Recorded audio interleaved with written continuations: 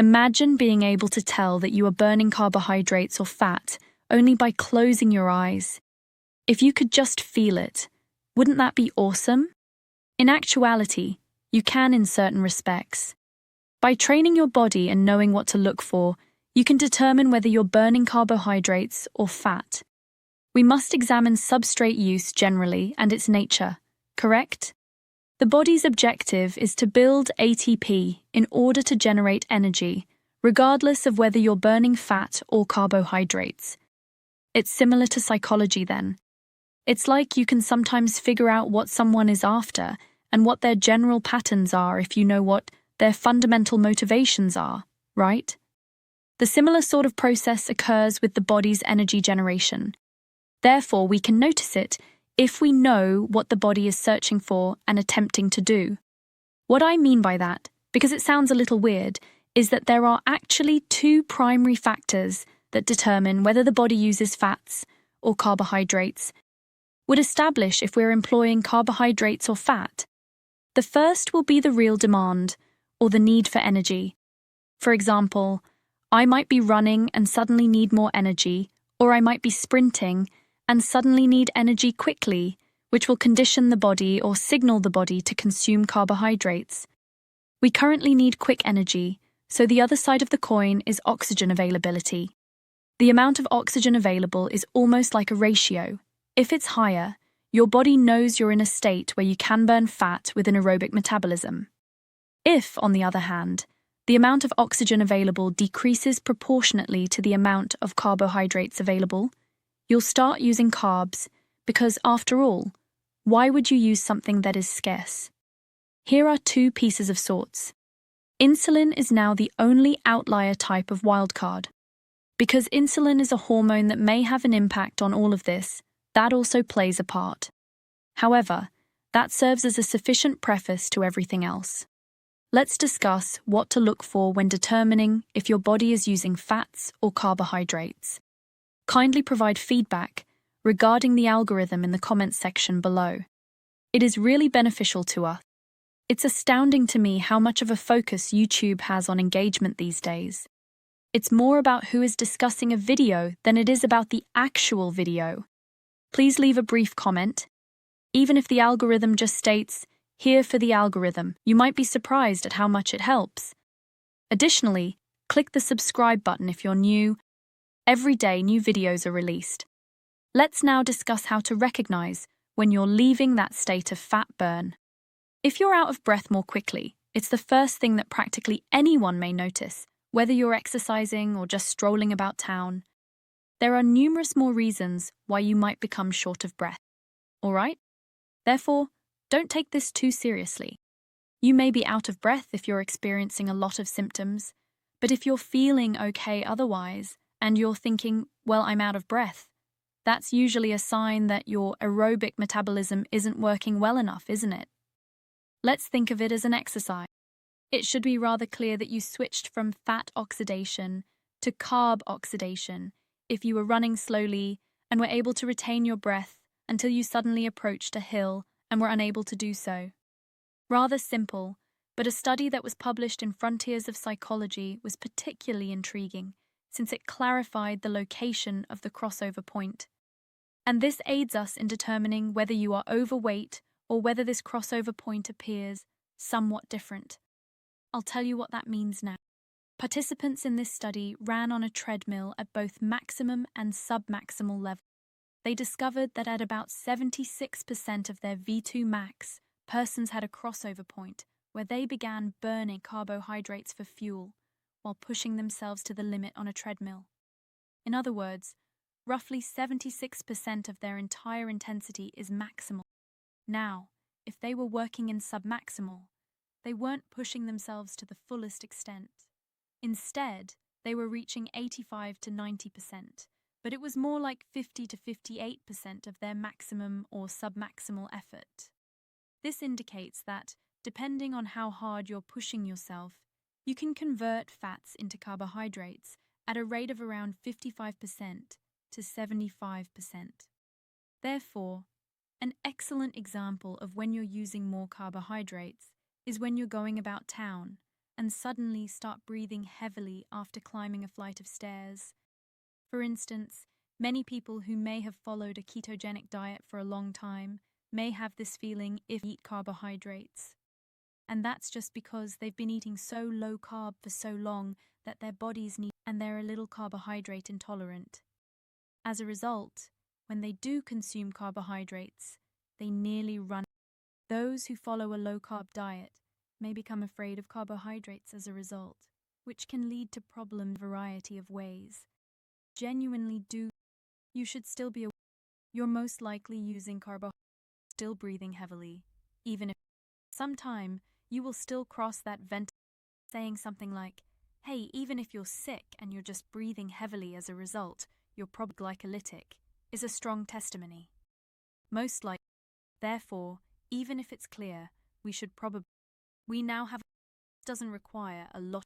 However, it's basically the point at which your breathing rate increases out of proportion to your total oxygen availability. Ventilatory threshold is reached when you suddenly experience a significant, and a number of distinct processes occur in this situation. In order to this results in a byproduct of CO2, which you must exhale more.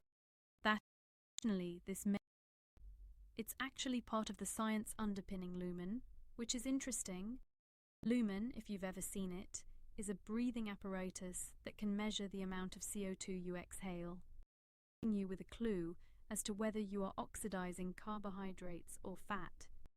Solid science, very long, really. I used to take it often while I was following, for example, fat, because I want to know what state I'm in when I work out, or more specifically, if I eat something, I want to know if I'm burning fat or carbs.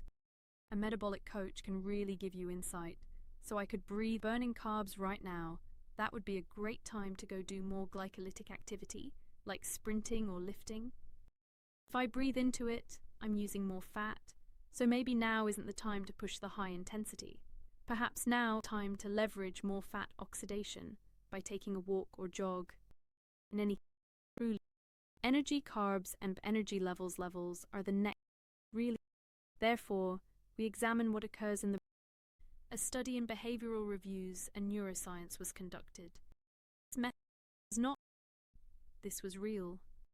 They administered either a placebo or carbs to the patients and discovered that the former did not in fact improve their mood. Even still, some claim that eating carbohydrates.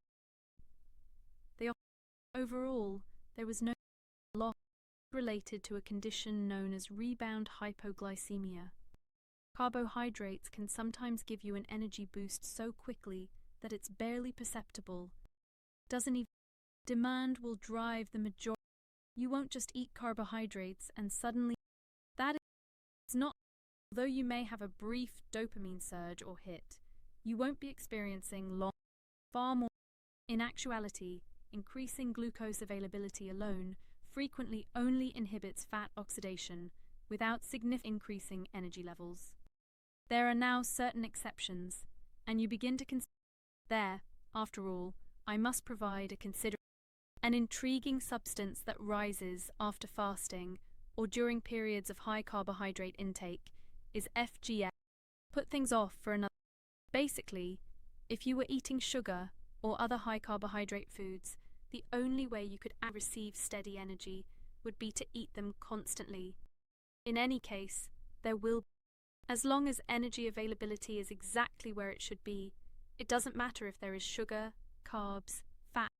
Thus, eating more carbohydrates does more than only, and you would have to feed it continuously, like some of these competitors in the Tour de France, if you wanted any energy from it.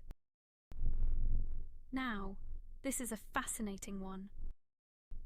Stress and carbs. How to know you're not burning fat. If you get stressed, is another method to tell if you're burning more carbohydrates. Huge change. A study on food components that improve performance was released.